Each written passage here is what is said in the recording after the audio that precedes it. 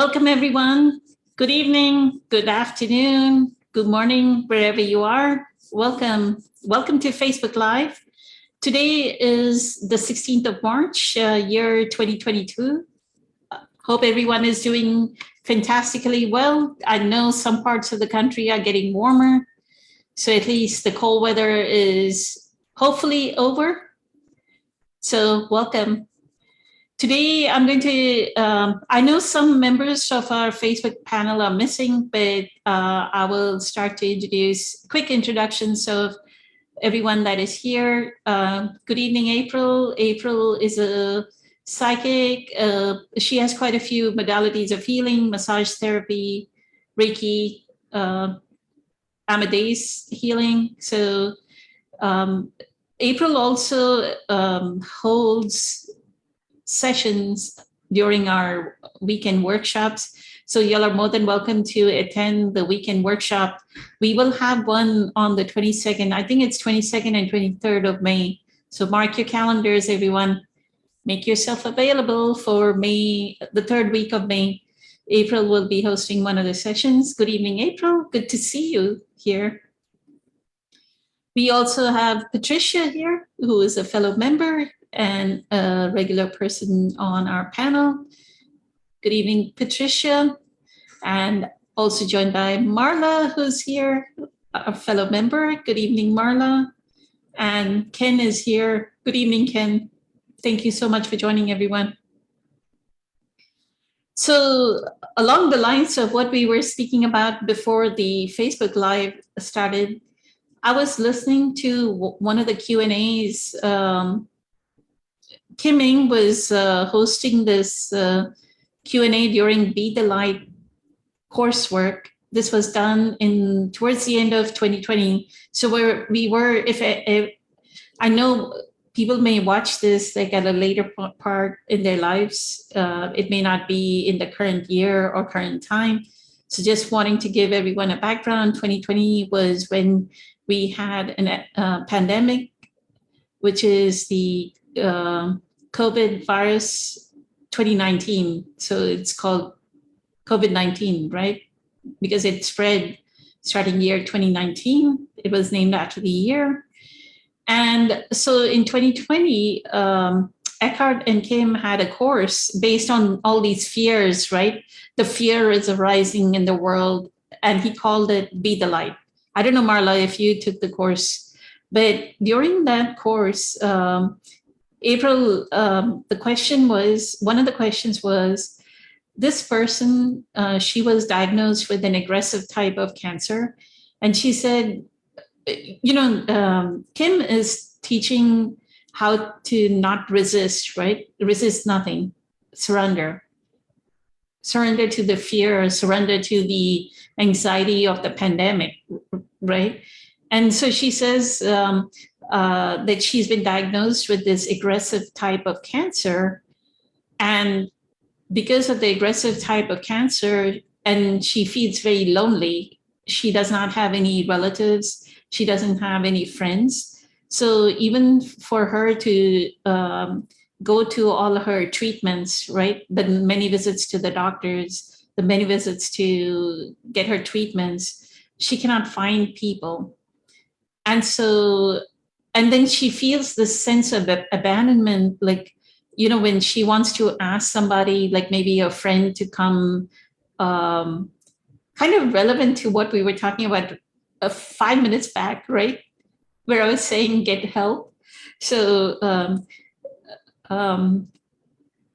she says, I feel a sense of abandonment about it. I feel lonely because I'm having to depend on all these people, maybe friends or family, to come take me to the treatments, it becomes burdensome, right? So I want you to talk about this. This topic is very near and dear to me because my mother passed away out of this anxiety. She had a brain aneurysm out of the same anxiety, and I will explain it sometime during this live. So that's why I wanted to bring this up.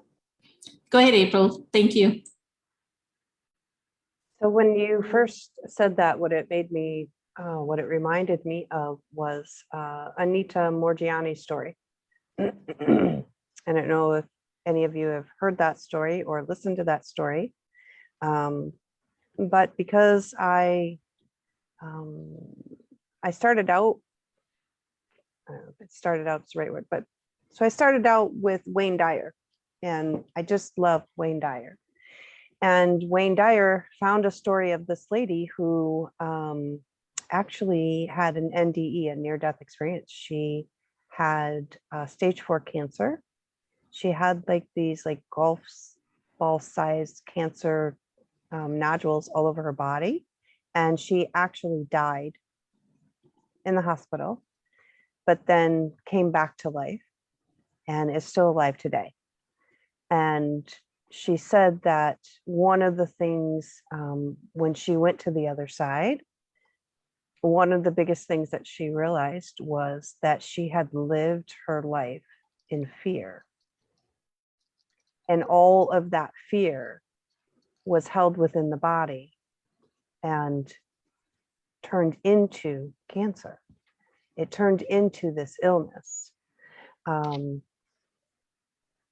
So when we have these extreme emotions, whether it be fear or anger or loneliness or abandonment, and we have those long term, then we don't deal with them and we just hold on to them, which most of us do. We just hold on to our emotions, right? We don't, we try to handle them ourselves. We don't express them. And that energy must go somewhere. Something must happen with that energy, because energy must always flow. It always has to move. It always has to do something. When we keep it stagnant, that's when things turn bad. That's when they turn sour. But it still actually is not even stagnant, because then it turns into an illness. So that is the first thing that came up when I thought about Anita Morgiani's story. Now, if you look up Anita Morgiani, she has her own YouTube channel, but you want to look up the original story. The original story is really phenomenal. And depending on this lady's life, depending on her circumstances, she may very well not have family around. I don't know the story. I don't know the background. Perhaps she doesn't have family. Maybe she doesn't have friends. But the issue here seems the abandonment issue. She's more, sounds like she has an issue, which I believe Patricia just said these words to me, did she not? You don't want to ask for help. She just said those words to me.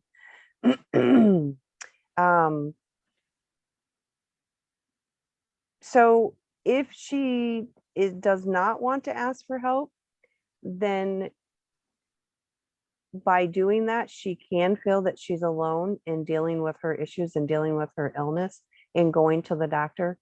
Now, if she is asking and people are saying no, then that also is going to lead to the sense of abandonment. But it's more having to ask people for help.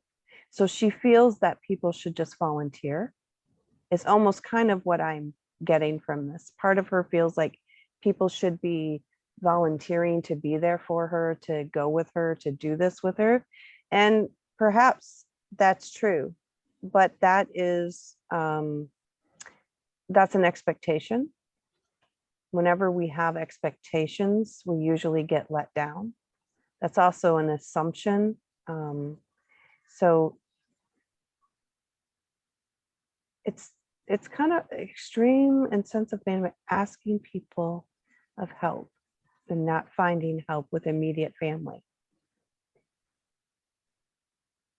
So in my life, I had this theme that kind of ran through my life, and part of it came from having teenage parents, where I was thrown into like the adult role fairly easily, quickly, and I was the oldest child, so that also pushed that a little bit farther.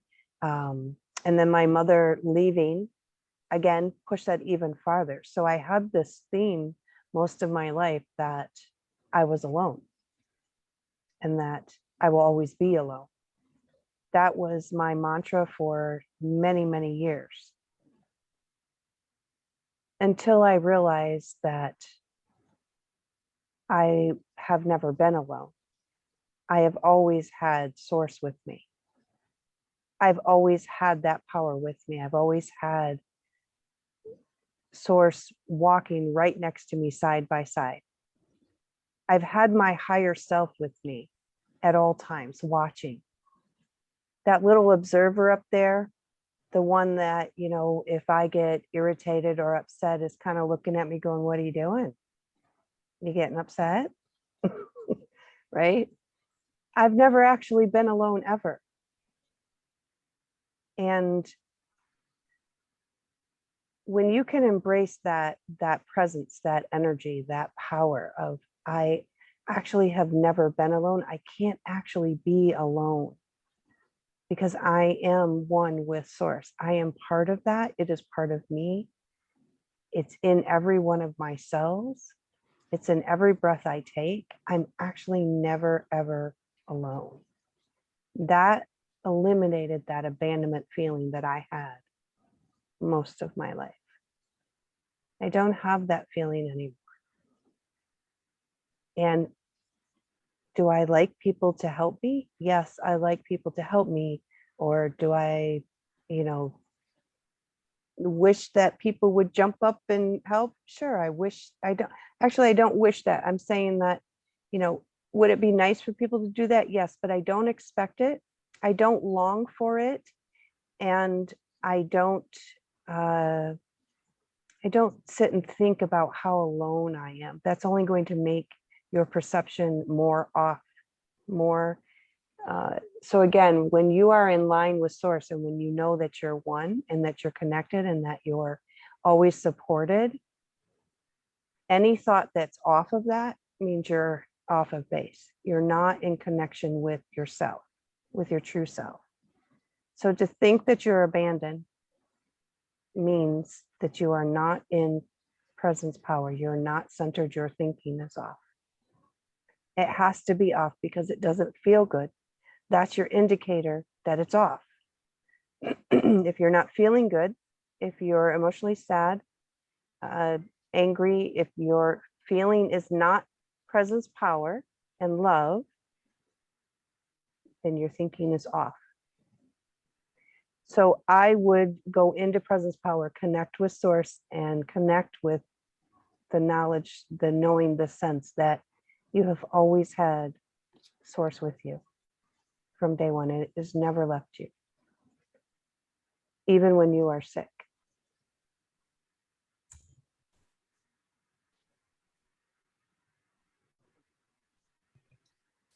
Incredible. Thank you so much, April.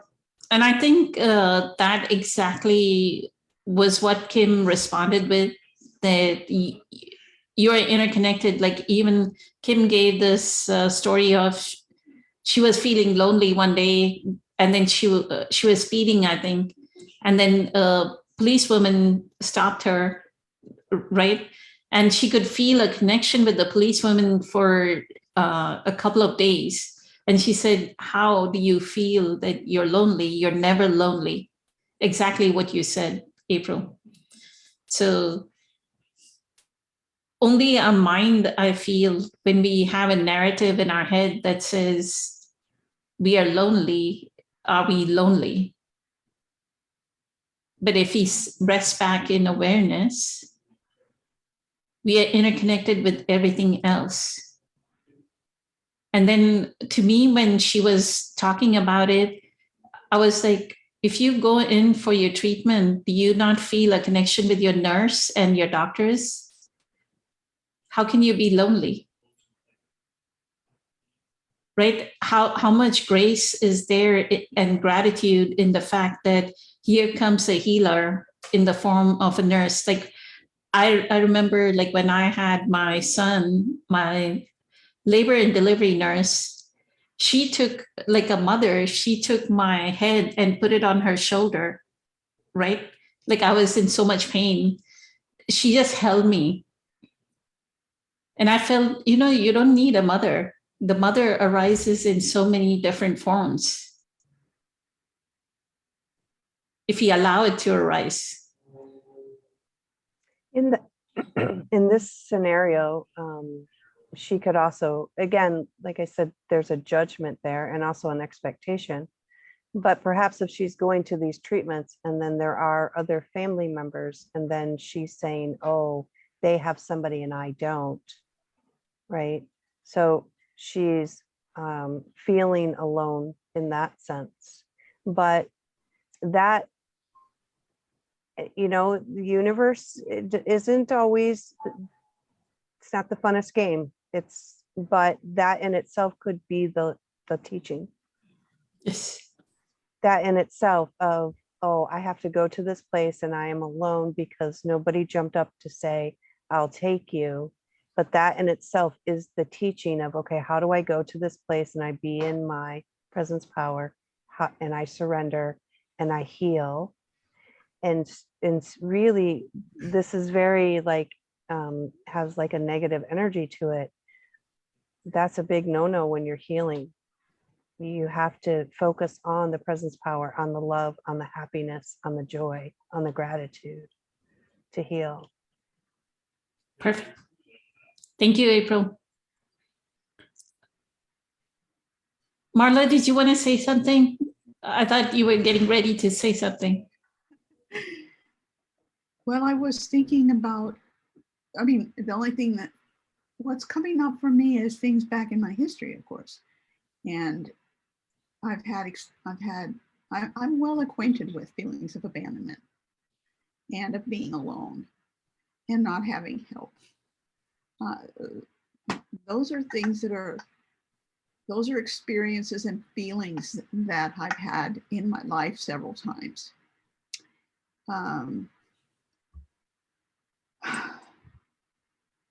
I guess a pivotal one was based in my decision to take my 4 children and leave our home where they were born and raised and go back to school.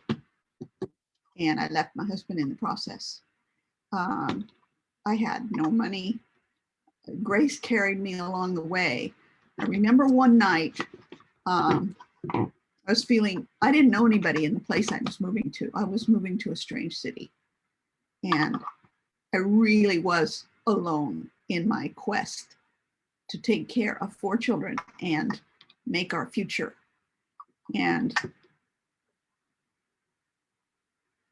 I've always had a faith, and that's what I would have called it, that I was being cared for, that I was being taken care of. And I had, at that point, I was involved in the Catholic religion, in which I did a lot of spiritual growth, actually. And I was driving the car after I had left work and picked my 4 children up at schools, various schools, and we were on our way home. And I had some problem I was struggling with, probably financial. And I was driving the car going, oh God, help me, please help me. Oh God, please help me figure this out. Or I don't think I said figure it out. Please help me. And I tuned in and I heard nothing. I mean, it was silent.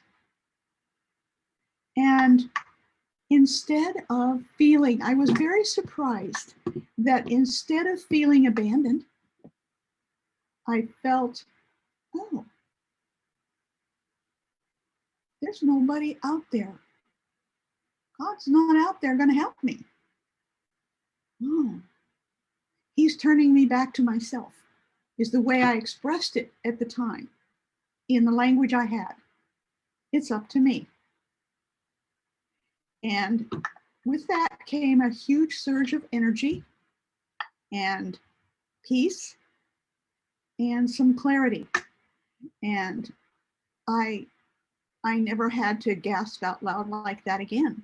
And of course, I didn't have the understanding that I have now, that it was It was God in me. It was my higher self taking care of me, that someone was with me, someone other than the me I was acquainted with. It was me, but it wasn't the me that I knew yet as such. And then there was another time when I was on vacation a long ways away. I had gone with a friend to Arizona from Colorado to Utah, and she left earlier than I did. I was going to take the bus. She was going to drive. So she drove, and I said, "Don't you feel lonely driving all this way by yourself?"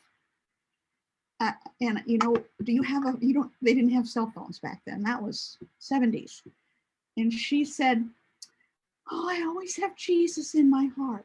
And she said it in that Baptist kind of way, that there's this person with her named Jesus, and he's always in my heart, and I never go anywhere alone. And at the time I thought, what? Okay, if it helps you. But I've thought back on that so many times. There's a piece of truth in that. There's a truth there that she felt. She definitely felt it. And it came back to me so many years since, that we are taking care of ourselves. And then when I decided I had to parent myself because my mother was not going to parent me, what I knew was that I had to be my own best parent. The parent I always wanted is what I was going to have to do, not just my kids anymore, but for myself. And that also was another pivotal decision that I made in my life. It really carried me through so many hard times. And it was that best self presence inside of me that I was calling on for that. And I got it. I got it. I'm here, I'm peaceful, I'm happy. So you can't tell somebody else how to do something, but you can certainly say, I did. And if I can do it, surely you can. So that's really all I have to say, because I believe everyone has this within, this power within, to meet their own needs. And if you haven't found a way to meet your needs, you're looking in the wrong place. So Beautiful. That's it. Amazing. Thank you so much, Marla, for sharing that. That our inner being is always with us. It never has left us, even when we were a baby, but even when we were 1, 2, 3, no matter what the situation. And that inner being takes care of us. Yes. In ways that we sometimes don't even realize. Well, I mean, we often don't know how that's happening unless we're truly, really connected, and then we get some vision of it. But still, it's so wise. It knows everything, and it can do everything you need. Perfect. Thank you. Ken, did you want to say something about this? Yes, thank you very much. Thank you. Yes, I love many things that April brought up, in Myla as well. And just listening and really knowing in my heart that nothing happens by mistake in God's world. And pertaining to, I'm just gonna say to the lady that was feeling lonely about being by herself, I can so relate to feelings or emotions or circumstances that have happened in my life. And my unconscious self was stuck in my head. And if I felt sorry for myself, or if I had something I needed to work through, if I'm stuck on a wound, if there's something from the past, that's where I'll be. And realizing that life is a process. And the first half of my life, going through what I went through, I call it being human and learning what wasn't working. And I got to a point where something had to shift. And so I shifted to surrendering and asking for help. And realizing that the spirit comes back into this world to learn lessons. And everything that's happening in our life is supposed to be exactly the way it is. And it usually brings on a lot of pain and suffering, uncomfortability. And in my human body is I wanted to feel good. I didn't want to feel uncomfortable. So I went down a path that was destructive. And then I learned that there is a better way to live. And the word love came up. So for me now, without a shadow of a doubt, that if I'm in alignment to the energies that are inside of me, whether they're conscious or unconscious, they both have separate feelings within them. And learning now that when I let go, when I surrender, when I feel good in my body, and I mean really feel good about anything, that's when the magic happens. Not so much the words, but more so with the feeling behind the words and the feelings that I have. I can manifest friends, healing, whatever I'm going through. And more feeling the love, I'm attracting that within others, whether it be in nature, whether it be in a book, a movie, people, meeting people at a store. The better I feel and the more I'm in alignment to the source that created me and really believing that in my heart, it's absolutely amazing how I'm not lonely anymore. I'm not needy. I can actually feel this presence, this energy that's inside of me. And there's a calmness, there's a sweetness, there's a gentleness, there's a stillness that is there. And with that feeling, it's amazing how whatever I'm feeling, and then all of a sudden I'll start seeing it all around me. It's in the messages. I need to pay attention and realizing that this presence is everywhere and in everything. It's just the loving energy.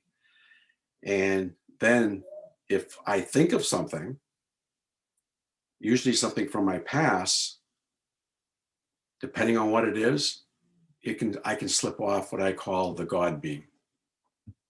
And then I start to go back into this unconscious feeling. And it's sometimes a heaviness. It's like a sour feeling. It's just feeling, and then I have to get grounded again. I'll say, okay, now when I feel that, I know there's something that came through a thought and I need to pay attention. And then if I can be in that thought, in that feeling, and just let it pass, and then it's magical on the after effects. And I go back and I'm like, I'm feeling fine. There is nothing wrong.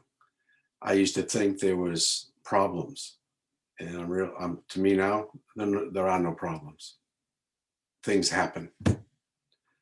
And the more that I believe that, the more that I understand, more gets revealed to me when I surrender and meditate. And then I actually have this inner gentle voice that actually speaks through me, through my intuition, through my heart, and really learning, don't think about things. And if I'm really feeling good, feeling like, oh, I'm okay, don't believe it. So I'm learning more and more, don't listen to the head thoughts, listen to the heart vibration in that stillness. So thank you. Beautiful. Thank you, Ken. Marla, did you want to say something? Yes, I actually do. I have one more thing to say, and it comes from that experience, although it's just coming up more and more as I talk about it. There's a way to think about what's going on, and that is to think that, well, forget all the thinking stuff, okay? Being lonely and alone and abandoned can be a huge gift in one's life. It's a gift, a presence. It's a gift, if you will, because it turns you back to yourself and it makes you look inside for what you need, rather than looking around outside for something to help you feel better, which is what, I hear this person may be doing. I don't know. It's a gift. And I think much of my development has come from being forced to rely on me, all of me, the spirit, the human being, not just the human, but the being within me. Had I had someone to depend on to help me, I may not have made that shift, at least not for a while. So that's what I wanted to say. And if you think of it as a gift and really believe it's a gift, then you feel gratitude. And that's the shift right there. From being, oh, poor me, I'm so lonely, to, whoa, I'm all alone. Oh, I get to be with myself. Thank you. That's all. Beautiful. Thank you so much, Marla.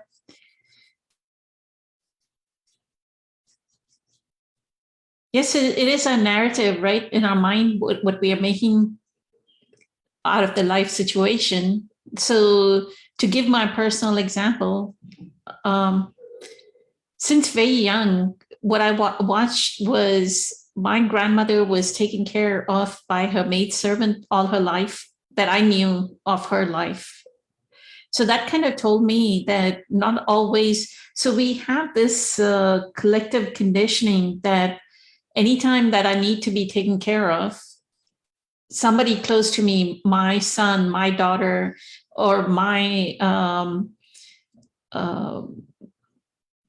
partner should take care of me.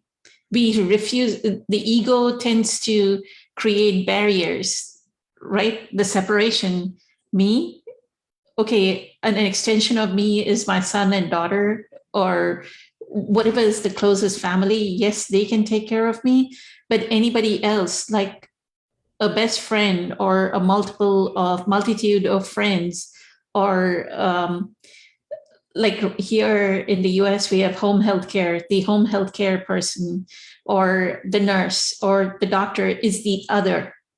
We cannot see them as one of us, right? Taking care of us.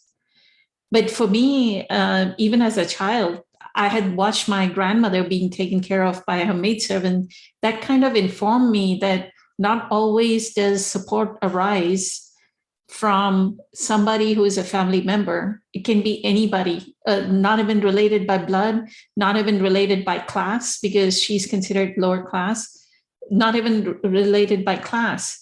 And that is the grace that we are offering the other person. Like if this person has aggressive cancer, then they're offering the other the grace of the gift of mercy, that they feel mercy for her and do something as a part of service, help her, take her to the treatment, right?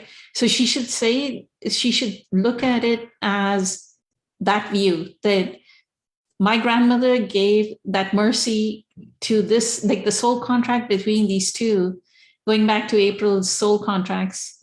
The soul contract between these two souls was that one person would be sick and the other person would have to be taken care of by, even though they are class clashes, right? They would be taken care of by this person of the other class. So that's something that this person has to be open to. And she was, towards the end of the conversation, she was feeling gratitude for her aggressive type of cancer. So I like Ken's statement that there are messages everywhere. We just have to notice these messages, that the message comes from the nurse, the message comes from the doctor. And both opposite of my grandmother was my mother, who towards the end of her life, she had fallen. So she was bedridden. She was in her late 70s. She was bedridden, and she could not tolerate her maidservant taking care of her, because her maidservant had to sleep in the same room with her, so that, because she needs help even to go to the restroom, right? She needs to it's like a bedpan, or use the bedpan, whatever it may be. It's a very invalid kind of state. And I think that kind of thought process, that I'm such an invalid, that I'm depending on this person, instead of looking at it as a grace, that you're offering that person this mercy, that this soul has to serve you. You're allowing, in your invalidity, you are actually allowing the other person to be of service to you. So living their higher, you're helping them live their higher purpose, right? So that's one thing I wanted to offer, the one service out of my mom's passing away, if that example helps somebody out there. So thank you, Ken, and thank you, Marla. I'm going to post the question for Caesar. In the meantime, Patricia, if you want to answer the question.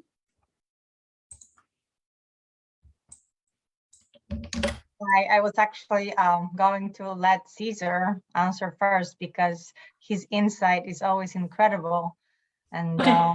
So if he posted the question for Caesar. Caesar, you have to read it. It's about a woman who is saying that she was diagnosed with an aggressive type of cancer. And she said that she's feeling extremely lonely and a sense of abandonment, because she has no good relationship with her friends and family. And she's having to ask people to take her to the treatment. So she posed this question to Kim Ing in this course called Be the Light. So we're discussing that. Thank you. Okay, well, first of all, there's no shame in asking for help when you need it. It is what it is. The surrender is just the acceptance of the isness of the diagnosis. Can you change it? Yeah, maybe. I know you can inspire the cells to get better, and that's maybe changing it.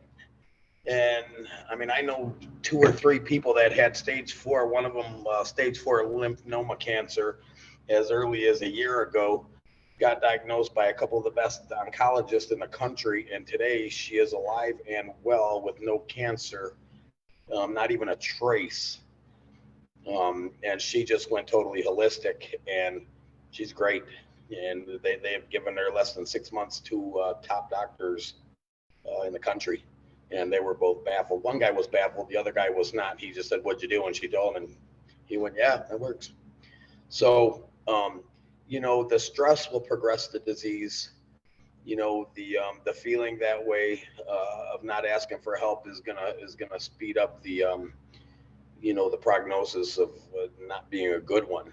We know stress is the root cause of pretty much everything, and it inspires the cells to act in a non-perfected way, going the opposite way of purification. We know that when you have high vibrational frequencies within you, that inspires the cells to rejuvenate to the purest form. how does one surrender? She asked. Very simply, bow that head and just, it is what it is. This is the hand you've been dealt. It's all part of the bigger plan. April would just tell you, at some point, maybe we've chosen this. But first and foremost, you really have to go deep for this one, because it is a hard thing to accept, when you're given such a diagnosis like that. That's it's got to be very painful, to initially hear that news. But there is a way that you can live in peace and not in this state of, abandonment, as I think she said in there somewhere. You're not alone. You're never alone. We're all connected, whether you know it or not, whether you believe it, whether this is vocal through your actions or not. Everything is intertangled, but if you need help, I would definitely say, I don't know if it's a pride thing or you're just ashamed to ask, you don't want to inconvenience anybody. But if you need the help, most definitely ask. This is our human nature to help. I know my father was diagnosed with cancer. He hadn't been in the hospital in 40 something years. They told him if he went home that evening, he was going to die that evening. And he went home that evening and he died that evening. He had already accepted it and said, if it's my time, it's my time. And I think it was an unselfish move that he did that, in that he didn't want to go and be in this state and go through the whole dwindling away and put the family through it. Although every one of us would have been there for him and, taken care of him as he's always taken care of us. But I think he just chose, if this is it, this is it. And he didn't want to put his family through that. That's what I believe. And so maybe you're feeling that way. However, if it is in your will to fight, to still maintain a quality of life, because, the prognosis or a diagnosis like this doesn't have to mean the end of quality of life at all. A lot of people have found, divine peace through such things. And it's changed their life. And if you'd ask them on their deathbed if they would change it, they would probably say no, because it's sometimes things like this that inspire one to reach out and get into the spiritual realm of everything that is, because that is what is important. Not a matter of asking for help or not. This is creating another journey for you, another level of, openness to what is, to everything that is. And again, if you need help, please ask for it. That's human nature, especially, your loved ones are there to help you. Don't feel like you're, whether they're there or not, at least ask. Somebody out there will help you. I'm very sure, maybe, I hope. And then just the acceptance of what is, the diagnosis, it is what it is. That doesn't mean you are the disease. That doesn't mean you are the sickness. It doesn't mean you are the ailment. It doesn't mean you are any of the setbacks that it may hold you back temporarily from. In fact, it can elevate you and help inspire you to be more of anything you ever was, because you are perfect as you are this moment, even with that diagnosis. And all that you are and everything you was or will be, this moment is beautiful for you, for me, for everybody. It doesn't matter a prognosis. And I know that sounds crucial or maybe icky to say, but life can still be beautiful. And that's my point. It's, again, you just really have to go inside oneself and dig deep, for the acceptance, the surrender to the isness. It is what it is. And there is a way to heal yourself through this. Maybe that is the end of the road at some point. Maybe that's the final, straw. And I hate to even say something like that, but maybe it is. But your quality of life, I'm here to tell you, doesn't have to deteriorate, because it is through stress and feeling abandoned and then them low vibes is what's going to speed up the illness. I hate to say that, but I believe it's true. Gratitude, if you can find the gratitude once you have fully accepted the isness of your situation, I think things will drastically turn around. Maybe you won't even need help from anybody else. The universe is working with you at all times. But this has to be a vibration that you create within you to attract you have to allow this to happen for you.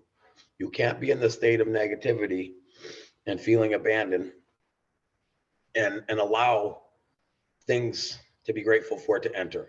It just won't happen.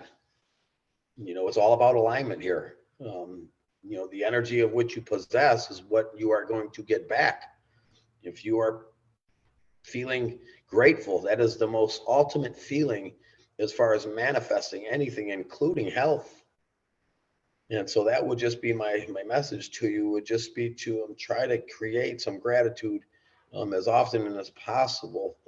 First thing in the morning, start there and make it your practice every day. You'd be surprised how the body is so capable of healing itself. You know, pulling one out of the Bible, they said through God all things is possible. Not some of the things, some of the time, it's all possible. It's not a mystery. It's not unknown that people have literally healed themselves from stage 4 cancers. It happens, and it happens all the time. And if you believe it can be done, I'm here to tell you it can be done. You know, this is a matter of your trusting and belief that it can be. Smile to the inside. Smile at your cells. Smile at your heart. Take on some form of meditation through, Poonam has all kinds of people offering the meditation here through her group. I know that. And maybe seek some meditation. And April offers some great Reiki, and she's a master of healing. If you want to get a session in, maybe nobody better. But it is possible. But you have to first make that decision that yes, it is possible. I have accepted the illness of this. I'm no longer going to be a victim. I'm not going to be identified by this illness, and I'm going to live my best life, even though it is what it is, and live it. Find some gratitude as soon as you open your eyes. Hold it for about 57 seconds. Put your feet on the floor and milk it as long as you can. Watch what starts showing up in your life. Smile to the inside. Smile at your cells. They'll reward you for it. And blessings to you. Phenomenal. Thank you so much, Caesar. Gratitude, as Dr. Joe Dispenza says, the ultimate state of receivership, right? The art of allowing. And gratitude is the most beautiful state we can be in. Thank you. Patricia, did you want to follow that with something? And I'll bring up the next question. Just a quick that April, Marla, and Caesar, you each again talk about this very important piece of how to look at it. So I hope that, I'm not sure if that person is even ever listening or will get the message. Do you know what happened to her? Because you said it was 2020. So we don't know, right? If she recovered from that cancer or not. So yeah, Caesar, that person is not actually asking the question today. It was something that Poonam brought up from 2 years ago, right? Something you watched on Eckhart Tolle. The message is still very valid for anybody Yes, else. that I agree. Yes. But we kind of think like we talking to that person, but you're right. There's, I'm sure, hundreds of us in very similar situations, and it doesn't have to be stage 4 cancer, but some kind of other form of disease that we have, either mental or physical, that's a struggle. But I see that if our purpose here is to transcend person into presence, each one of us who get the set of lessons to do so, it's each one of his opportunity. And like Eckhart said, we need to suffer until we realize we don't. And the suffering is becoming a lesson and a blessing in disguise. So that attitude, like you all mentioned, to just allow it to be, surrender, and that is the gratitude for it. I think that when she looks at the situation, that first of all, her big challenge and opportunity is to the acceptance of that disease, but then also realizing that she's not her body.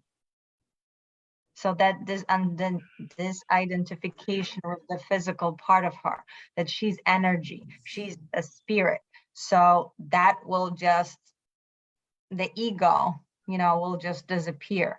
So then the family not helping her, because I think she's disappointed that her family and friends are not rushing to help her, but maybe be grateful for it, because then she would realize that it's up to her. And like Caesar said, she needs to raise that vibrations to heal, and nobody can do it for you. No matter how much they help you, no matter how they will come and feed you and wash you and take you everywhere, if you're in that resistance and the victim identity. So maybe that was actually a helpful thing, that she realized that she needs to do it for herself. And then, going out of that and actually seeing other people that, the family and friends are labels, because in many religious or spiritual sayings, like, we are all brothers and sisters, we are all one family, we are all one. So it doesn't have to, the help doesn't have to come from a person labeled my mother, my brother, my friend. The biggest friend sometimes and help comes from a perfect stranger. Even Poonam was talking about a nurse holding her head during a painful delivery, and she was playing the role of the mother, even though she was not her actual mother, labeled that way. So I think that was actually incredible gift, everything that happened. And her question at the end, how can I surrender?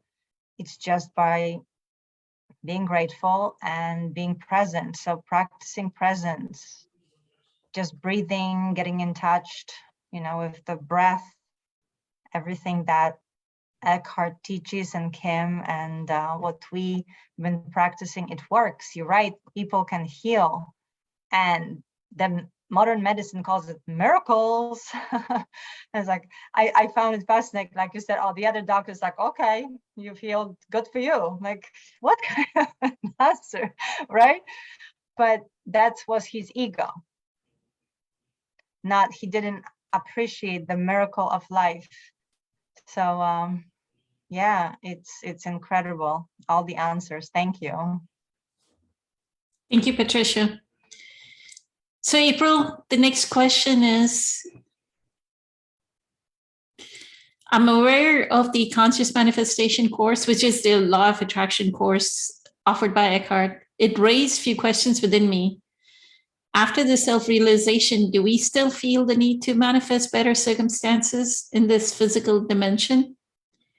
We are in bliss and peace when others are still struggling with ego identification. It's because the universe has better plan for us. Why don't we trust the same and live in surrender for the rest of our lives? Why should we dictate universe what to do with our lives? Kindly appreciate if anyone guides me in this right path, because I'm wondering why Eckhart is offering this course in spite of teaching more about surrender. You want to talk about this, April? Thank you.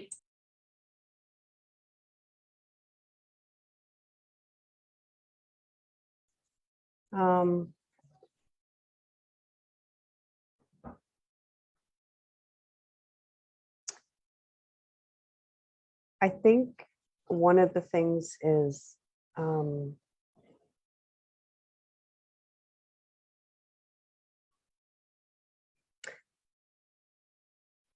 I think Eckhart is one of the people that we can say that actually achieved this. He was sitting on the park bench for years. He was poor. He did ride his bicycle. I think he is one of the people that we can say actually did achieve presence, power, happiness with nothing. not very many people do that. I mean, even if you look at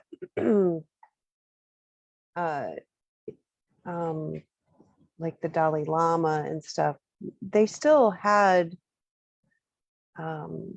people kind of bring them food and even that. So I think Eckhart, though, is probably one of the better examples of this.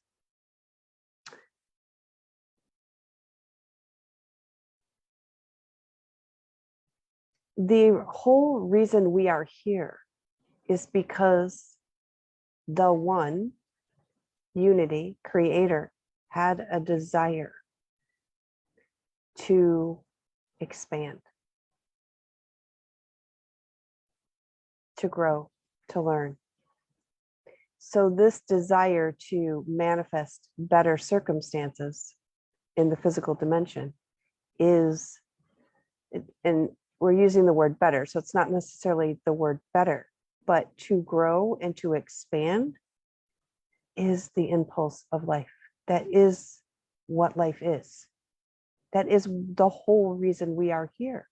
Because if God was happy just being the way he was, she was, it was, then I would have my utopia that I want. My utopia would be achieved, right? But Source didn't want that. Source, unity, wanted to expand, to explore, to grow, to learn, to experience. In order to do that, there's always growth. There's always the need to manifest better. So it's not a need when you reach this phase. It's not a need. So we need to translate the words here.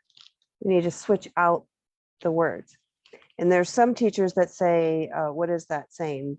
Desire is, what is the saying? Unhappiness is because of desire. No, not really. It's okay to have desires. It's being attached to whether they happen or not that's the problem. It's not having a desire that's the problem. It's your attachment to the desire, to the outcome. That's the problem. Not being in the presence moment and let it be and flow and turn out the way that it's supposed to turn out. So I do think that there is this inner drive in us to continue to create in life and to move forward and to grow. And I don't think that that's necessarily bad. I think that is okay. Now, if you didn't and you could maintain that peace, that presence power, and be happy and be on the park bench for 3 years, okay, that's great. Now, we are in bliss and peace when others are still struggling with ego identification. No, I sure am not. I'm not in peace and bliss when other people are still struggling. So perhaps that's a personal thing that, they're struggling, so I'm okay. I'm still okay because they're still struggling. So that means I got time. I got time to catch up or to keep healing, right? I think maybe that's what this person is meaning by that. And, maybe I could see how one would think that, but that's not, I don't get any satisfaction from that at all.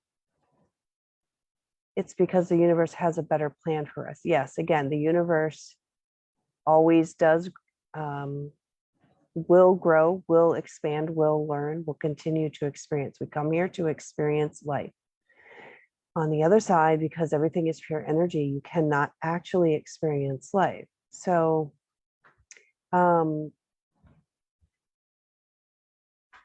why don't we trust the same and live and surrender for the rest of our lives?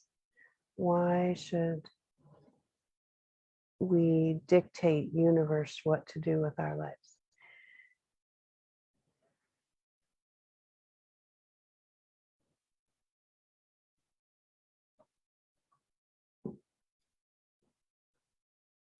So she's feeling bossed around by the universe. Yes.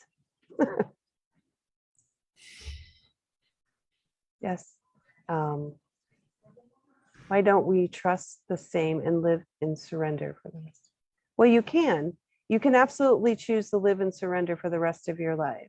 You do not have to achieve. The thing is that if you are meant to achieve a certain goal in this lifetime, then universe will push you towards that. Actually, it's your soul pushing yourself. You are pushing yourself towards that goal. So you could choose, though, to just surrender into happiness. You just sit on the beach all day, every day. That's what you do all day. And maybe you paint seashells, and that is your achievement. So it is a choice of, it's more about being in that present moment and being at peace, happy, calm, in love, than it is about what you do and about surrender. You know, I have to surrender. That in itself is not surrendering. You're fighting the surrender, right? So it's more about accepting what is and being at peace with that, because we are part of the universe. You are part of the universe. It is part of you. So that is why it has your best interest. It does know. So she said, but Eckhart offered this course in spite of surrender. It is surrender, right? Conscious manifestation. Oh, so she wanted, but you have to surrender in order to manifest consciously, right? In order to actually manifest consciously, meaning I am using my presence power, my peace, my spaciousness, and I'm wanting the good for all, not just the good for me, not just the good for my bank account. I'm wanting the good for all. You have to do that in a conscious manner, meaning you are doing that from a space of love, of unity, of oneness. So you actually are surrendering. And then if it manifests, it manifests. If it does not manifest, you're okay with that too. We don't have to have it anyway, either way, anyway. Do you think there's a misconception here, April, that once we are awakened, or once we have that awareness, that we have to do nothing beyond that? We just rest in that awareness. I feel this person is kind of in that mode, that if you're in that surrendered state, why do we need to manifest or do any doings? Why don't we just rest in that awareness? That's a misconception. That's still not understanding the whole truth of what you explained just now. That Right. source is constantly wanting to expand. And if you just sit and say, oh, I'm just going to sit here in peace and chant my mantras or do whatever, like sit in meditation, that still is not expansion. Well, but the other side of this is it's okay to manifest also. So we want to send the message that it's okay to manifest. It's okay to create. It's okay to want things. It's not about the wanting things. It's about your attachment to wanting them. And it's about your expectation of, oh, okay, I've been wanting this for like 2 weeks. God, where is it? You're not giving it to me. You must not like me. You must not love me. He listens to everybody else but me, right? It's that narrative, that story. But the other part of this is that here it's always about duality. It's always about duality. There will always be duality here on this plane, on this 3D plane. So there may be somebody that just sits and just meditates and just does mudras. That's all that they do. But I have to have that person here as an example for others to see. So that could be that person's purpose. You are just simply here to show people how to be in the calm meditative state all the time. So that's all that person's job is. So again, it could be part of their job, could be a part of what they came here to do, right?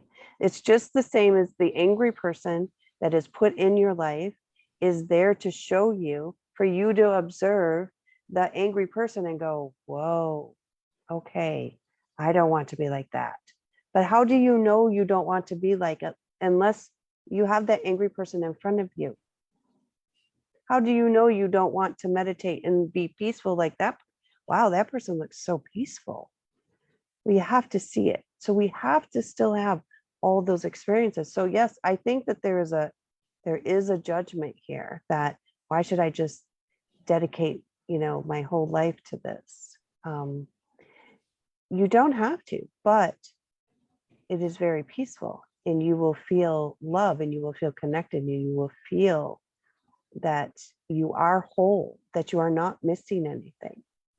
When you feel that wholeness, that connection, then you can still manifest, but your desire to manifest will be, I want to say less. I don't know if you think guys think less is the right word. It's not less. It is less, but it's not like you don't ever want anything. But when you are in that state and you are connected and you are whole, you feel fulfilled. The desire would be like non-polarized. If you get it, it's fine. If you don't get it, you're fine as well. Right. And just like Eckhart state right now, right? If he loses money, like which he would have lost money the past couple of years, not hosting his in-person events, then that's fine. And if he were to host the in-person events, that's fine too. He would be in a surrendered state about it, right? Yeah. She or this person is asking like double questions. Why don't we trust the same and live in surrender for the rest of our lives? Well, you can. And then it says, why should I dedicate the universe to the rest of with our lives? Well, okay. So we're kind of asking, but yes, when you are connected with source, when you are in presence power, when you practice what Caesar says, gratitude, check your energy, check your vibration, then you're not attached to it. You are in peace. You feel like you're fulfilled. You feel like everything is going well. You feel like everything's perfectly designed. You are happy. You are at peace. So that would be what I would say is, I'm assuming this person is trying to wondering why Eckhart is offering, because he's offering this because he wants you to learn to manifest from this space of peace, of wholeness, of surrender, and non-attachment. That's why. Awesome. Amazing. Thank you so much, April. Caesar, since you do law of attraction, do you want to speak to this? And then I'll move through everyone else. Sure. Thank you. Beautifully put, April. That was very nice. And I agree fully. The conscious manifestation, he's saying, why is, he going this way when everything's about surrender? And he teaches that. Well, Eckhart also says that the secret to life and happiness and success is to be one with life. Then he goes on to say how to be one with life is to be one with the now. To take it a step further, it's a dance. It's a play of the energy, and it's about having fun with it. And I think Sadhguru probably does this better than anybody. You're always creating, and there's no focus on the outcome of whatever it is. They're never in the mindset, I think, when you're at this level of pure acceptance of the isness of now, fully grateful for that moment and everything in it, there couldn't possibly be anything better than what is in this moment now. However, they understand that you are always creating, whether it's the people that walk through the door, the situations that arrive. It doesn't have to be a physical manifestation. It could simply be energy. And they are nonstop transmitting this high vibing energy. And in the same sense, it is always in return to them. So it's just like this cycle of just greatness everywhere they go. And, low vibes cannot affect high vibes. The high vibrational frequency does not recognize low vibrational frequencies. So it's either going to bounce off you or go around you. And that is the play. I mean, the best put is probably by Tolle and not Abe, is life is the dancer and you are the dance. Life is the dancer. Why does he say that? Why didn't he say we are the dancer? Because he also says that you don't live your life. Life lives you. And having said that, you just allow everything to be as it is, but we are always expanding. We are always growing. So what is it that you want to grow and expand? And if you can be in the state of pure consciousness, meaning pure presence, then everything that you attract, we know everything that shows up in our life is our creation. It's what we are nonstop pulling in. Everything that shows up in our life is a result of our vibrational frequency. It's what we attract. Emotions are the best way to kind of determine where your vibration is. When you're feeling icky, your vibrations are low. Do something to change it. Focus on something that makes you feel good. In just a blink of an eye, you have the power to do that. As quick as something happens that makes you not feel good, you can accept it and feel good, and you can let it go and accept it as quick as it came. You have that choice. You have that option. That is our true power, is choice. So when he speaks of manifestation, we're always manifesting. We're always attracting. We're giving out a signal, and they know that the signal they're giving out is going to reflect back at them. Always. So why not put out some great energy? Why not put out some happiness and joy? Because in return, you will get more of the same, happiness and joy. Why would you want it any other way? A conscious person wouldn't choose sadness or anger, drama. It's their choice. Starts there. Starts with a choice. But over time, and I just love the story about the park bench, man. It gave me chills with April. I always go back to that. And I agree with April. Not many people can get to that state because they're so attached to everything they have. That's why the Buddhist monks in general give up all of their possessions. There is no attachment to anything, yet they are full of gratitude for everything they have. What do they have? They have the connectedness to life. They feel the oneness with all that is. How? Presence power. They dwell in the moment. They walk barefoot so they can concentrate on every little cell in their foot, making contact with the ground, smelling the air, breathing in the oxygen, just tasting it. Everything, the five senses are fully at work to somebody who is fully present. And they're also very aware of the energy around them. And it starts with their own energy. And that dictates, you've heard the old cliche or the old saying, the old philosophy, don't flow with the energy in the room, influence it. You determine the influence in a room when you walk in it. Don't meld with what's there unless it's great. It makes you feel real good. There could be 10 people in a room and the mood could be icky, blah. And you walk in with a smile and just this awesome, step, little bounce in your step. And within minutes, the whole room changes. The energy is just alive and well. So I would just say that, the conscious manifestation in with the second part of your question, wondering why Eckhart is offering this. Okay, hold on a second. Should why don't we trust the same and live in surrender for the rest of our lives? We do. I mean, they do.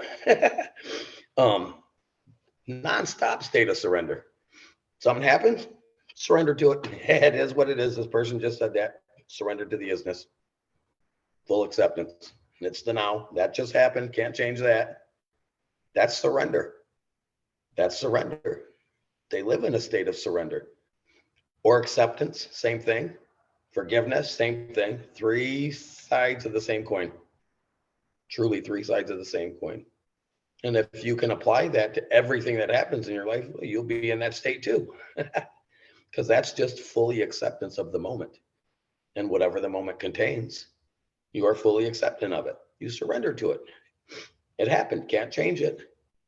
Choose to be happy, choose to accept it. You know, that's the dilemma. People just don't choose to let go right away. And it is a practice. You know, for most of us, I don't think it happens sitting on a park bench, you know, in the blink of an eye.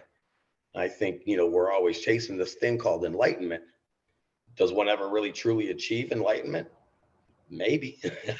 Totally probably did on that park bench that day. That guru probably did. Buddhas probably did it in the woods, you know. But for the vast majority of us, you know, it is the one thing we all have in common is to seek that of where we came, what this is about, what is our purpose, where do we go? All them questions come into play. But the funny thing is we have the answers inside us. You are your best guru. Life is your best guru. You know, look back, look how you made it through things. I was floored the first time I read The Power Now. I was actually sitting in a jail cell when I read that book, and it just made so much sense to me. You know, and it wasn't until, you know, I tried too hard to understand it the first time I read it. And then I kind of got it. And then the second time I just read it tried to understand a little less, but I noticed one thing was happening. My soul was picking up just the things I needed at that exact time I needed them. Wasn't taking in the whole book. I probably had the worst comprehension level in my whole school, probably in history. But by the third time I read the book, everything made really good sense to me. And prior to reading that book, I had probably studied every other religion for 10 years. None of it made sense. It made a little sense, but the harder I tried to understand, the more confusing I got.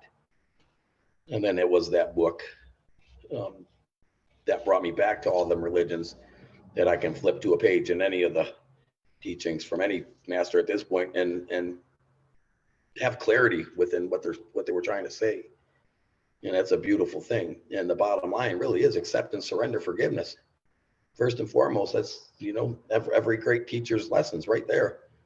Smack dab in the middle, the core of their teachings is presence, every one of them.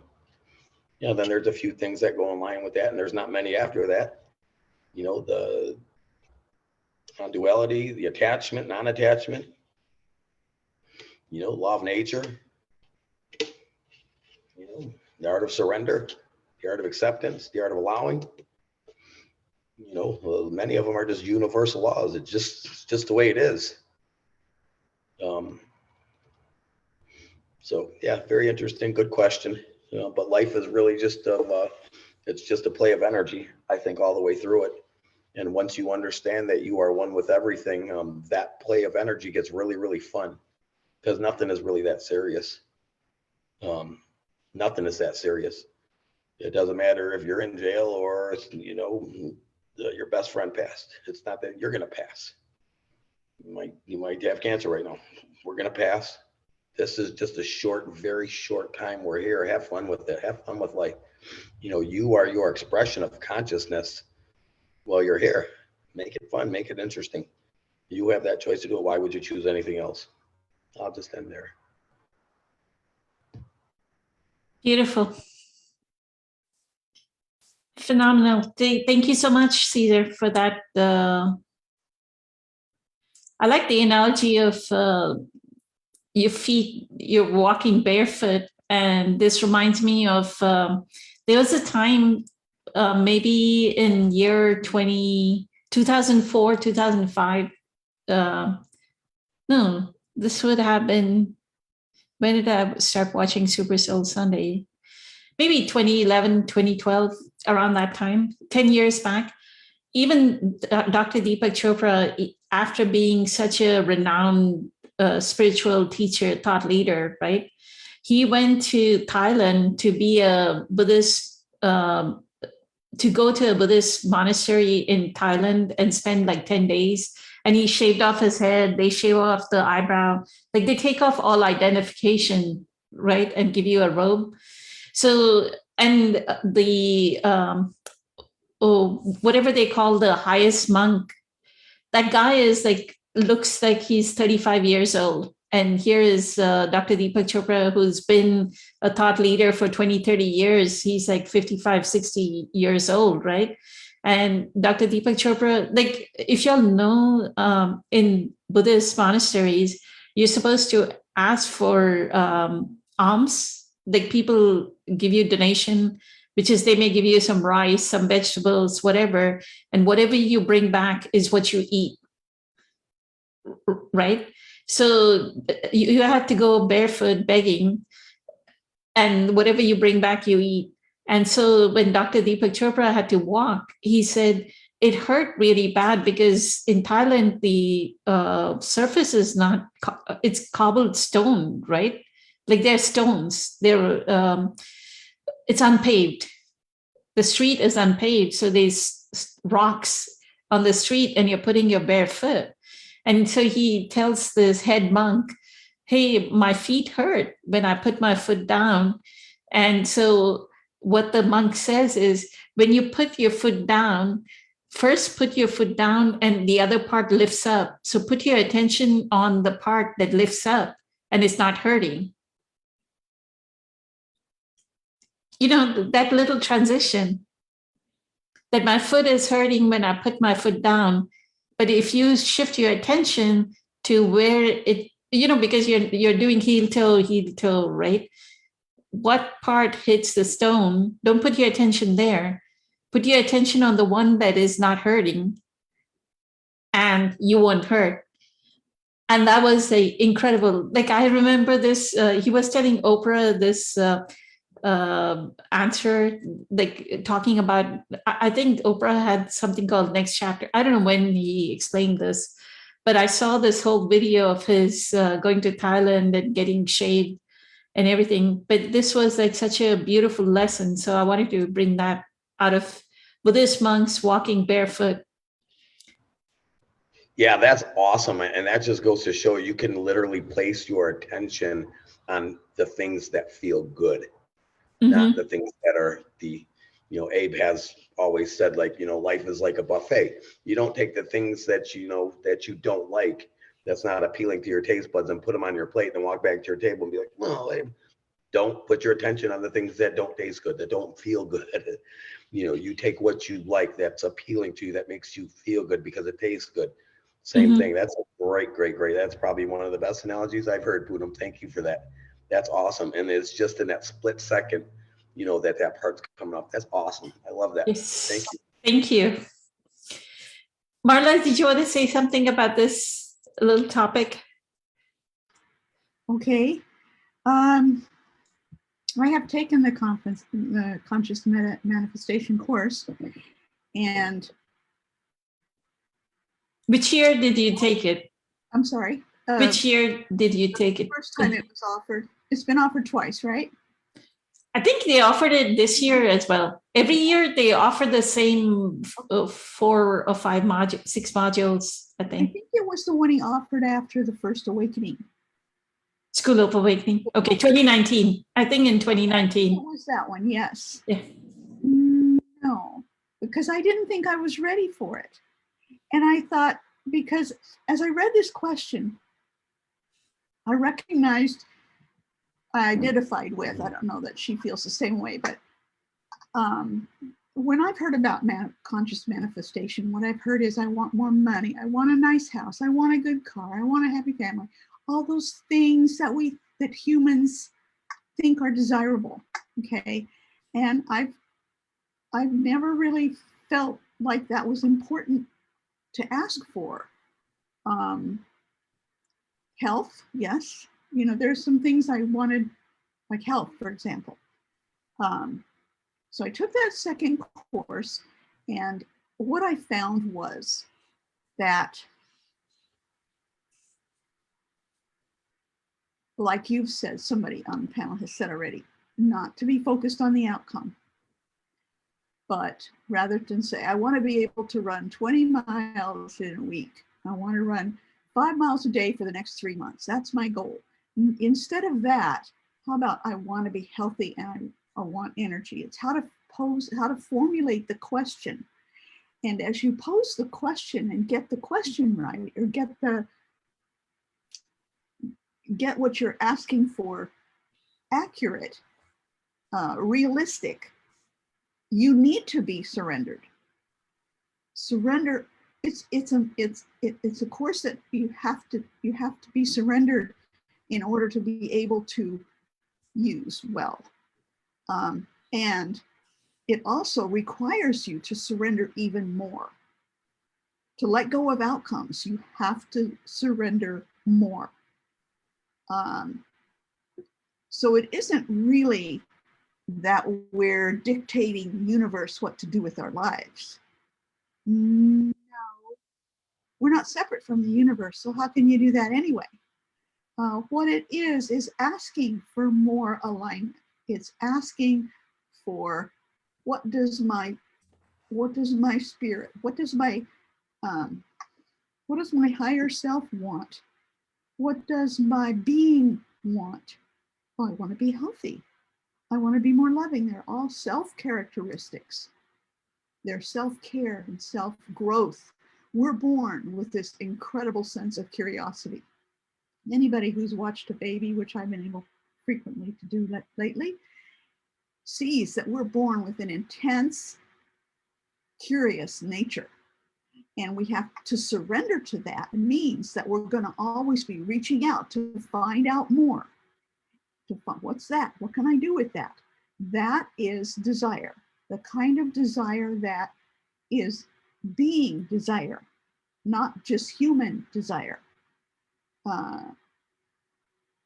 And when we can surrender to that, then we can have that, because it's like surrendering in manifestation is like opening up like he did in one of the videos we saw in the meditation course, just moving the curtain, getting our own preconceptions out of the way, just opening up the curtains like this. So when we're faced with a bunch of questions like are being expressed here, well, I've had a lot of those questions. And what I've had to do with those questions is to just go, oh, okay, I surrender to my questions. They will all be answered. It'll be fine. I will get the answer in the right time. And so that's, I guess, how I would address this question. Beautiful. Thank you so much, Marla. Ken, did you want to say something about this? Thank you.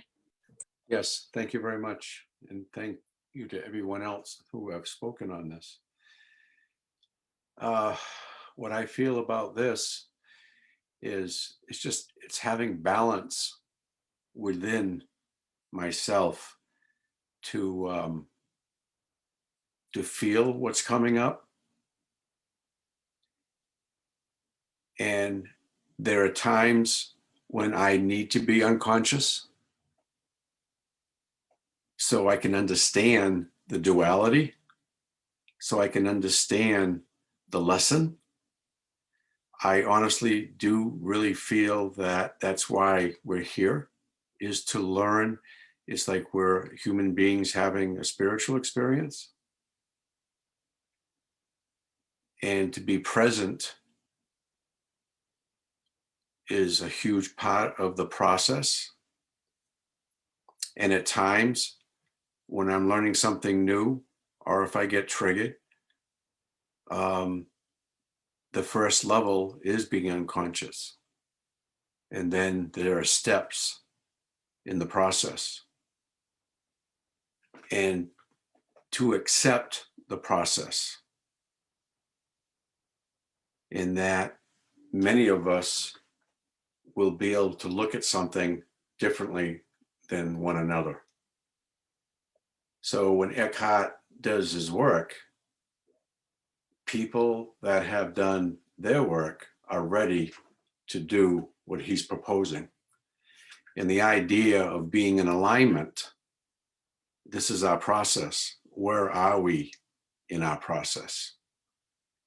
And to me, this is maintenance. It's part of the process. It's part of the spiritual awakening.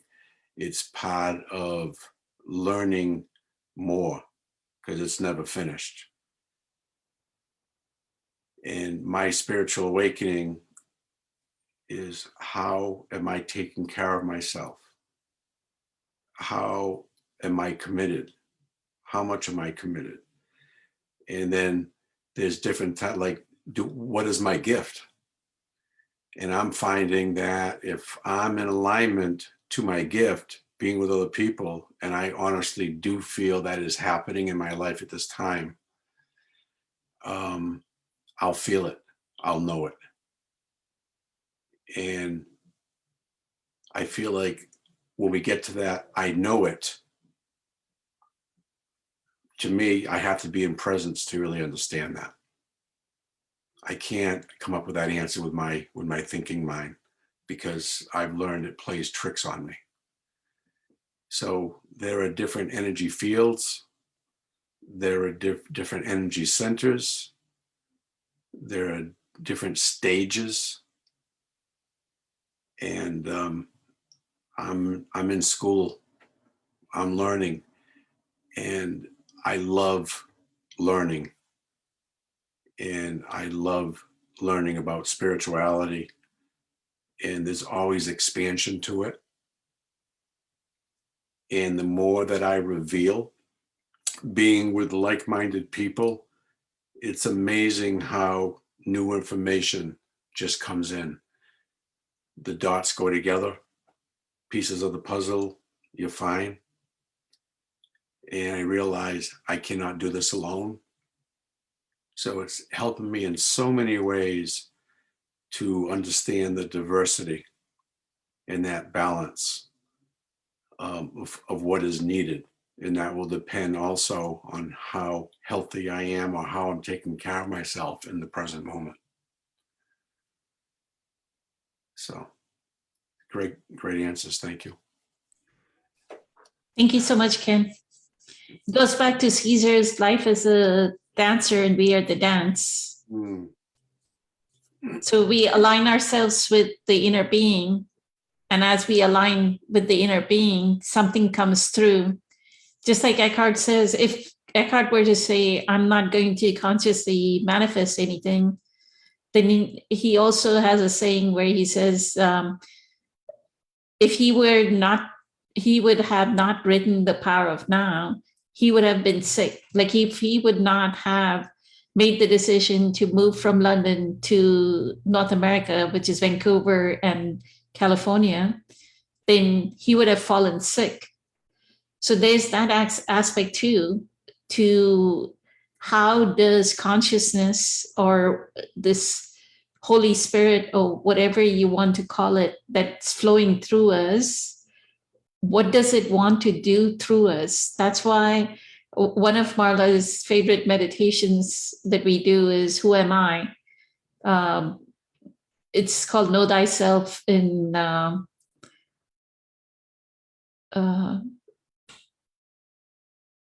Sacred Acoustics. I think it's Know Yourself, but the basic fundamental question we ask all throughout that meditation is, who am I? Who am I? Who am I? Is to integrate what is my inner being, which is the bigger flame, and then the smaller flame getting in touch with the bigger flame of the who am I? What am I here to do? So our question always has to be, yeah, we have reached a level of enlightenment, or whatever you may call it, a certain level of spiritual awakening, a certain amount of spiritual awareness. But is that all that is needed to be done? What more can be done? What more can I achieve? what more, because we are living in this three-dimensional world. We are thinking that the conscious manifestation is just, like Marla says, it's not about the cars, and it's not just conscious manifestation of things. It also is conscious manifestation of your inner beingness, evolvement of the inner beingness. Can you do remote viewing? Can you manifest healing? Right? Can you have a certain intention that April needs to heal, and can that manifestation come through? Or if you say Marla needs to heal, can that manifestation come through? Right? Do we have that presence power? So there is much more to conscious manifestation. And in this unconscious world, don't we want all businesses to be conscious businesses? Shouldn't that be our want? Right? That everybody live with a great degree of kindness and compassion in everything that they do, whether they're creating a fabric, did they do it with kindness? Right from the labor that they involved to the transportation industry that they involved, did they maintain their carbon footprint? Did they use less energy? Did they use renewable energy? I mean, there's so much we can think out of that $1 that if you're buying a fabric or an outfit for $20, when you're paying that $20, even that is conscious manifestation. Is when you're paying that, what are you manifesting?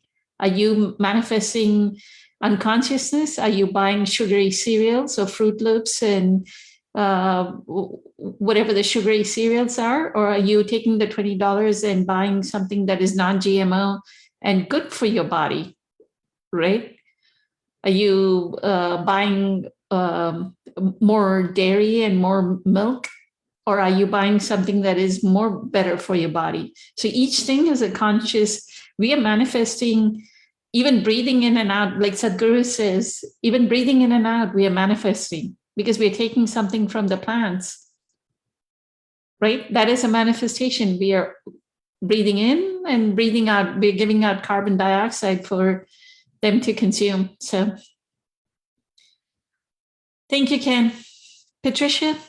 You want to wrap it up, Patricia? Thank you. It's been a long night.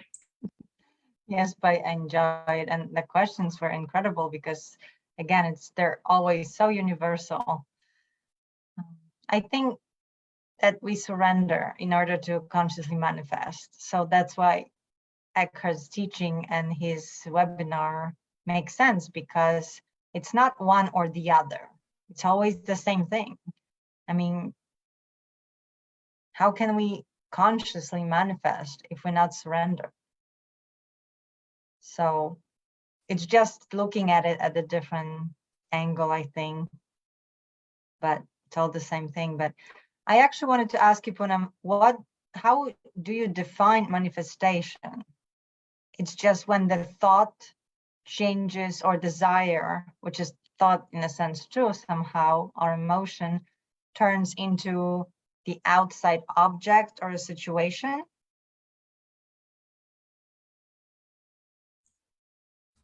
As Dr. Joe Dispenza says, right? And that's exactly what Abraham Hicks actually talks about as well. So Dr. Joe Dispenza very clearly states the thought sends the signal out, right? And the thought meaning the intention, the depth of intention we feel towards it sends the signal out. And the emotional feel is what draws the experience in. And that's why gratitude is so important, because in gratitude, we are in the highest state. So no matter what, if you say, I want, like you recently got a job, if you say you want a job, right? That emotional state of gratitude, feeling gratitude for the sky, like you're driving and you said, blessings to everyone that is on the road with you, all the commuters on the road. So that gratitude will draws that experience into your present moment, right? So that is the manifestation. But is that the only manifestation? What more can we do? What more, like, I'll give my own example. So 6 years back, I started this group because I fell in love with Eckhart's teachings, right? So I was like, I want to share, I used to share it on my profile. And then I went, why don't I create a group, right? So in 2016, I started this group. In 2019, I went, okay, I've done this, created a group. I do, this is 2019, in January of 2019 is when Marla and we attended School of Awakening, right? So there was another push from Eckhart's teachings to be conscious, like bring your awareness into this world, right?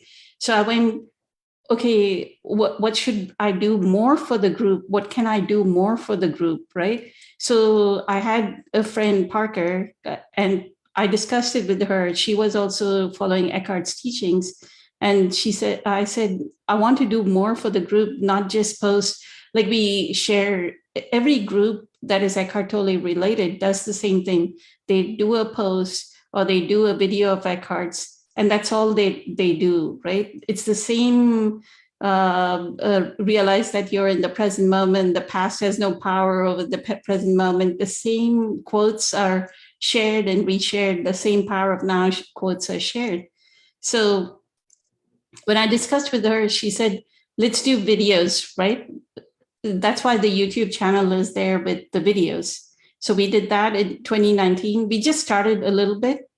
And then by September of 2019, she said, okay, do you want to do group meditations? And that's when Marla and Eileen had joined in September of 2019. I think it's been a couple of years. So we said, okay, we'll do group meditations. Then in 2020, and I used to offer the group meditations just once a month, or because I work full time, right? So it was just once a month or something of that sort. It so happened that when 2020 came along, like, the universe will ask the question over and over again. Donna Bunce used to be in our group, and she said, why are you offering it just alternate, or it was alternate weeks? She said, why don't you do it every Friday? So I took it as a question from the universe saying, Poonam, you need to offer the group meditation every Friday.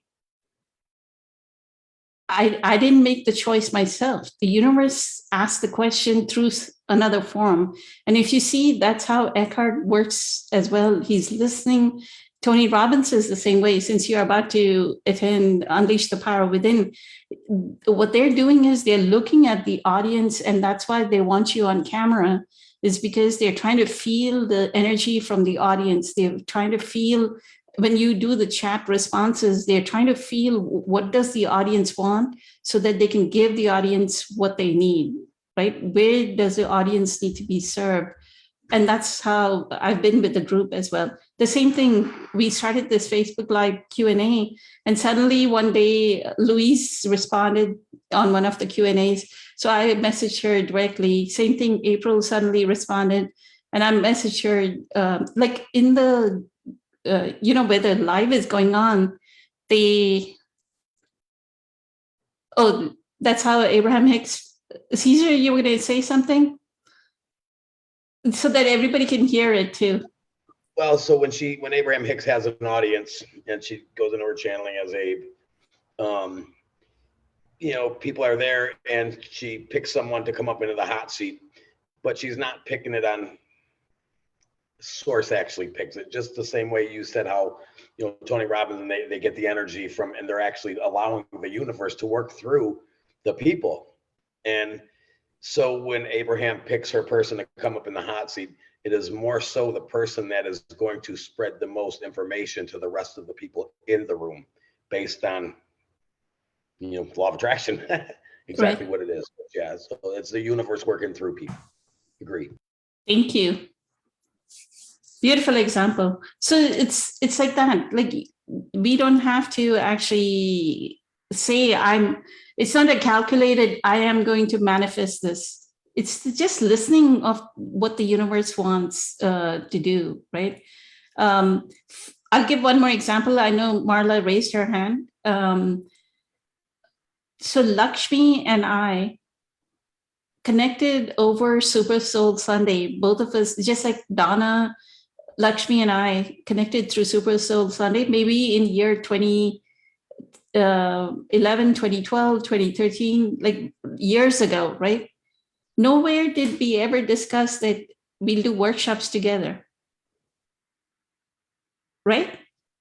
Why did the universe connect us? And she's kept up. She wrote, she did these book markers for me, like wrote by hand now in different languages. And she gave me, in year 2016, I remember because this apartment, I moved into this apartment in 2016, and that's when she mailed the markers to me, bookmarks. So a few years passed, and recently, then my thing was, what more can I offer this group? And I said, last year it was workshops, right? I joined the course by Dean Graziosi and Tony Robbins called Project Next. It was Own Your Future Challenge. And then I learned how to do workshops, and then we started offering workshops, and here is Lakshmi already there as a session leader, right? Go ahead, Marla. You were going to say something. Thank you. I thought of adding something a couple of speakers ago. So let's see if I can remember what it was, because I've been listening. I keep rereading. Stop thinking about it, it'll come to you. What'd you say? I said, stop thinking about it, it'll come to you. Thank you, Caesar. Appreciate that. It's true.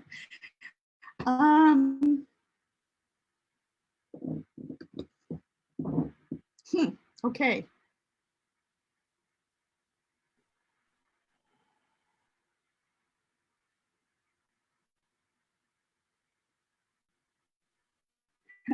I don't know. Maybe it's not necessary. It will be, though, as soon as we get off the air. Was it about surrender or conscious manifestations? Oh, yeah. Or It was about, oh, okay. Here's what it was. Born with a sense of curiosity. We are born to want to know, to want to learn. We have a desire to learn. And that's where a desire, it's an inborn desire. I see it in my baby great-granddaughter. Inborn. And it's never left me. It's just super strong. I want to understand. I want to understand more. Not just a little bit. I'm not happy with a little bit. I want to know more and more and more. And that's where the manifestation comes in.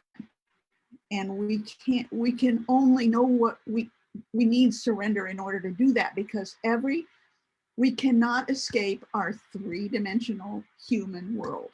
We are continually put in a different situation in each individual now moment. And in each situation, we must respond in some way. And that involves our choices. And when we make a choice, that's where our manifestation comes in, because we choose in a certain direction. And we observe opportunities, like Poonam was saying. We send out an answer. I want to offer this community more. What can I do? There's the object. And so the universe starts sending little signals in, and we listen carefully. And that's how I've been manifesting lately, is to just know what I kind of maybe want to do next, or want to learn next, or want to know next, and then listen, and it comes. And if I never hear anything more, or I only ask the question once and it doesn't come back again, then that's a direction that I'm not going to go in. That's not where I'm going. I know what direction I need to go when I hear it more and more, and I start getting little clues, and they feel right. Like Ken says, it feels right. I know it. That's when you know you're going in the right direction and you're manifesting what Spirit wants. that's what I wanted to say. Just kind of tie it all up in a little bow for myself. Thank you for listening. Thank you. Incredible. Thank you, Marla. Thank you for explaining that, because it's exactly what Marla said. It's like what I was, so a couple of months back, I was like, this is too much, like doing a full-time job as well as supporting this group. It's becoming too much. And look, I got the new opportunity offered, right? That allows me to still, so what is the universe indicating? And it's not like I'm saying I want to do this. It's not like saying, hey, I want to manifest more, a large group, or I want to, it's just, the question is, do I have the energy to serve this group? And then the answer comes in the form of, okay, a new opportunity where I can conserve my energy at work so I can offer it over here, right? For that matter, even my job, my current job, they changed my position to doing something else where I'm no longer doing the work that I'm doing. I'm doing something that is less stressful. So this week and last week has been like blast. No stress at all, right? It's because the universe puts you when your talents and skills are serving the best. That's where you need it to be. So it supplies everything else to support it once you align, right? It's not so much as talents and skills. Where you need to serve is where it's going to put you. But our mindset should be, I need to serve, right? Right, but you are Poonam, so you have certain skills and talents and abilities. So, you know, it kind of puts you in the position when the universe needs you to be. If we're fighting it, there's resistance, the energy, and we can't succeed, correct? That's correct. The resistance will block the manifestation. And that's why I'm going to play during the group meditations. I paid for the download for Kim Ng's Resist Nothing. I'll try and play some of her meditations because that's what we are here to learn. The more we allow, the more we know resistance, right? Just listen, like Marla said, just listen to the universe. The question is just simple questions. Do I have the energy to serve? Or should I continue or should I stop? And then the universe answers by easily, like not even an effort of applying for a job, or not even, it just gets me a person that says, hey, do you want to apply for this position? Right? So it's that even we are aligned with our inner beingness, the inner beingness, like what does Abraham Hicks, Caesar, what does she say? Our inner being, the moment the question arises, when you ask, it is already given. The inner being is already reaching out and manifesting. The manifestation is already there. Now, are we at that vibrational frequency that we can pull that into an experience? Caesar, you want to say something? I was literally just typing your exact words. Yeah, the soul always knows the path of least resistance and what's best for us, because it's that connection. So it is this that is trying to align with what this wants. And this always knows what's best for you. So when you always go under source energy, you are always going in the right direction. And life will give you impulses to the questions that you don't even have to ask them. It's already in there. And your soul is always guiding you to the path of least resistance. And that's why the response, the beacon of life, the universe is always responding to that soul's desire. Over here, over here, over here. Go this way, do this. And that is important to listen and to allow things to just unfold. And you will be where you're supposed to be, when you are supposed to be there, doing exactly what you are supposed to be doing. If you just go with the flow effortlessly. It's the art of allowing, as Poonam said. Very well put. And Don't try to figure anything out. There's nothing to figure out. Exactly. The resistance, what the other words she uses is the grid fills in, right? We don't have to figure out how am I going to serve this group. The grid will fill in the form of Donna asking me the question, why don't you offer the group meditations? The same thing Parker said, why don't you do Facebook Live Q&As? And then suddenly Louise posts a response during the Q&A. And I'm looking, scanning at the posts for the Q&A. And I see Louise say something, and I see it's interesting. The same thing with Kelly, the same thing with how I found April and Caesar, right? Caesar and I have, I've never decided to be friends with Caesar that one day he should come be a panelist on this Q&A. He's been responding to me for the past 5-6 years, right, Caesar? He's been part of the group. He says like such inspiring, awe-inspiring posts, and that connects you to the other person. And then when a chance comes, some message comes, and then you go, Caesar, will you come be a panel member? And he says, yes. It's so easy. It's nothing is fabricated, nothing is manufactured. It just flows, right? And Marla, you would always- go ahead. Go ahead, Steve. Leading us to the next moment, to Yes. the next thing that we're supposed to do. They're little steps along the way. Yep. That's all. Yeah. Well, all I wanted to say was I wanted to repeat something that April said, and I don't know if it was here or whether it was in the workshop, but we were talking about manifestation, and she described it so beautifully. She said, you want to manifest it so you have your, you send out your rocket of desire, or however you want to phrase it, your desire, and it's here. But you're over here.